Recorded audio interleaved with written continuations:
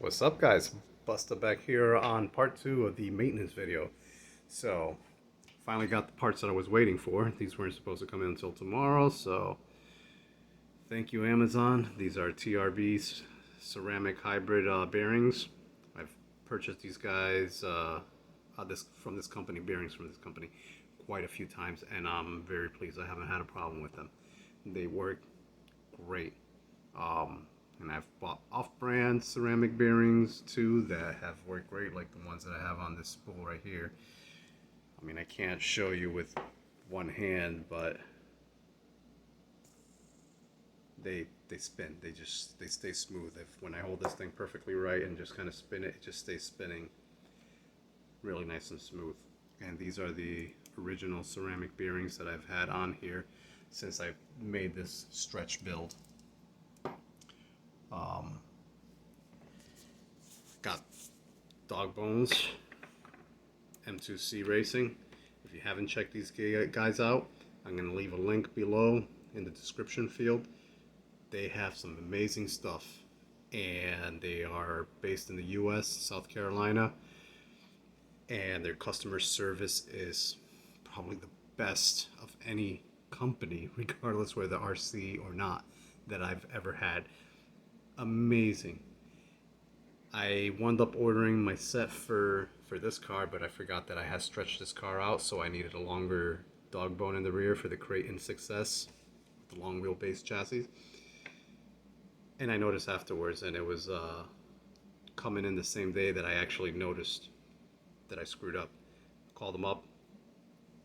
They didn't pick up the phone because they're busy, but in, like I would say, about 15-20 minutes, they called me back.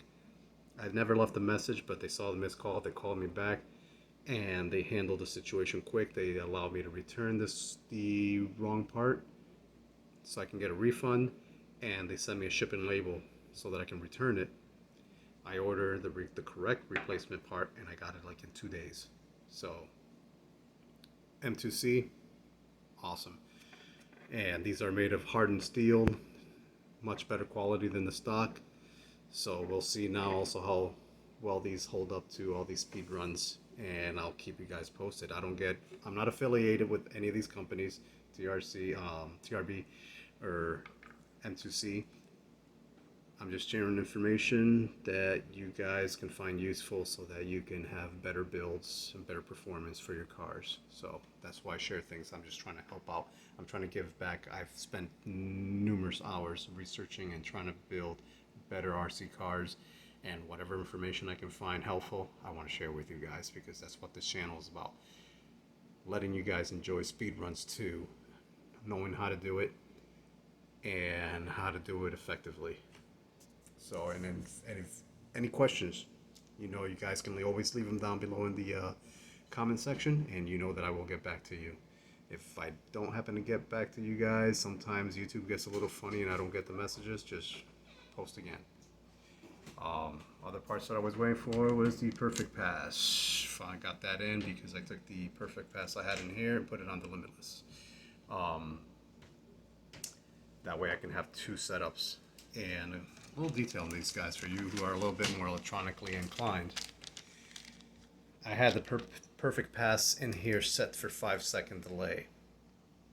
And since I knew I was going to have to calibrate once I put that same Perfect Pass in my Limitless, I was going to lose that setting. So what I did was I used my multimeter, and I measured between this bottom right here part of the pot, which is on the other side of the turn pot, to there, and recorded my resistance, and then from here to that other upper left pin. And then I was able to go ahead and tune. So now that I have this one, I can go ahead and tune it so that I can get my 5-second resistance without having to try to figure out and go through trial and error.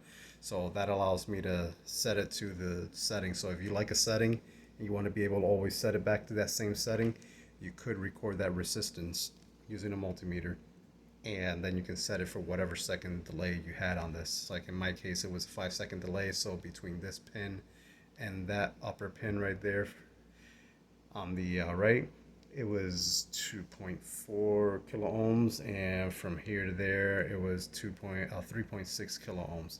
So now when I go to install this guy, all I have to do is just calibrate it till I get that same reading, and I know that I have a 5-second delay. All right, moving on, we got the wheel wobble. When I did this 128 run, I wound up having to cut the run short because I noticed that the wheels were just like wobbling, especially on one side. And that was kind of due to these guys, the drive cups that go there. These are the original. These are like 2.5 years old. They're the same from when I bought this Typhon 6S. And things wear out, you know, you got all that metal rubbing against metal. So what I noticed, like, I don't know if you can tell, but it's just loose. And that play causes the wheel to wobble. The minute I put the new cups in, now this thing is stiff as a rigor mortis. It's beautiful. No more play. The only thing that has a little bit of slop, and I have a fix for it, is that if, I don't know if you can consume, but where the nut, the pass-through bolt that holds this whole hub, there's a little bit of play because that bolt slides up and down. So what I'm going to do is, see the gap right behind the nut, put a washer there, and then that'll keep this piece from sliding back and forth, which can cause even more further wobble.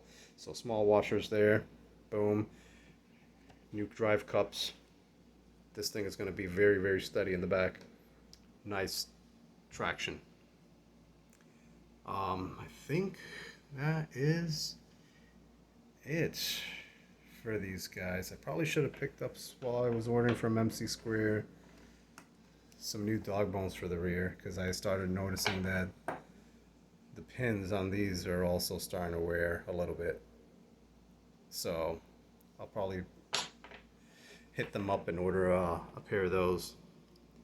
And I should have this car ready back this week. I thought I was going to be able to do a speed run this weekend, but I'm going to be away camping.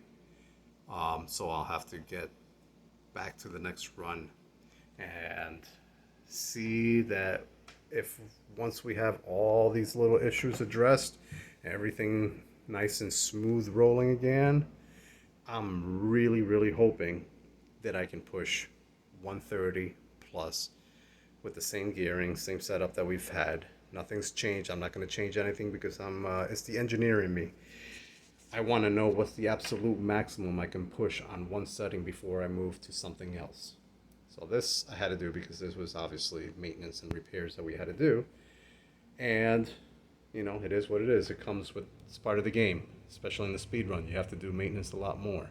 On bearings, yes.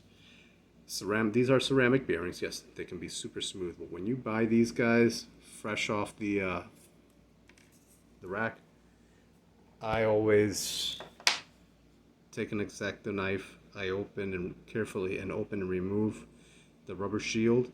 This is packed with hard grease, and yes, that grease is meant to protect the bearings and keep everything lubricated and nice. But with speed runs, that thick grease, like right now, if I was able to hold this and try to spin it, it just doesn't. I mean, it'll roll and smooth, but it won't continue to spin. Like these, I broke these in, and I can hold it and just give it a spin, and they just roll nice and smoothly. Because I take a little bit of the degreaser stuff, cleaner, and I get not rid of 100% of the grease that's in there, but a good brunt of it. And then I use the silicone spray it all in, and put the shields back on, and continue to roll it and lubricate it so that all works in, and it just breaks down everything until then the bearings are nice, rolling, smooth. You know, it's like doing that can get me a couple extra miles an hour, but when you're in the game of doing speed runs, every mile counts, and especially for the people who are very competitive, those couple extra miles is what can make and break you from going 158 or 160. You know, it's like you're trying to get to that 160 mark. Oh, I just can't make it. But something simple like this treating your bearings before you put them on after you've purchased brand new bearings can make the difference of you actually getting those couple extra miles that are going to bring you over the 160 line or whatever it is, that goal that you're trying to meet. But there you have it. And then we have this little guy right here. We're going to probably push this guy to 190 miles an hour. We got 4 AA batteries right there, motor, 2-wheel drive. Yeah, I'm hoping 160, 170 at least, but we'll see. Just kidding, guys. Have fun. That's what it's all about. Having fun. God bless you all. See you later. Ciao.